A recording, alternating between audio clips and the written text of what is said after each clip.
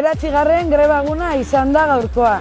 Milaka eta milaka irakasleek hartu ditugu urtarrietik hona kaleak.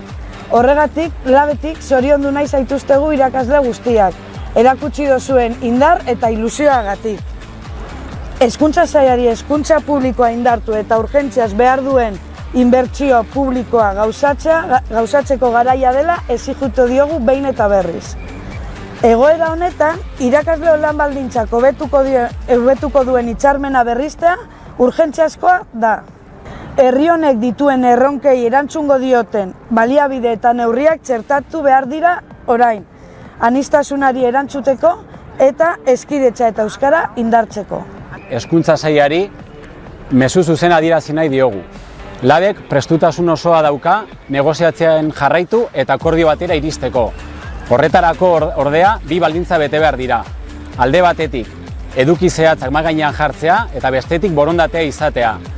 Bi baldintza horiek betetzen ez badira, greba ziklo berri bat iragartzeko indarra eta determinazioa dugula adierazi nahi dugu. Orain arte bezala, datozen urratsak ere, Laben komunitatea osatzen duten afiliatu eta kideekin egingo dugu bidea. Eta hurrengo astean zehar, antolatuko ditugun asanbladeetan parte hartzeko deia luzatzen dizuegu. Akordio duin bat lortu arte, borrokan jarraituko dugu. Gora langileon borroka! Gora Lab!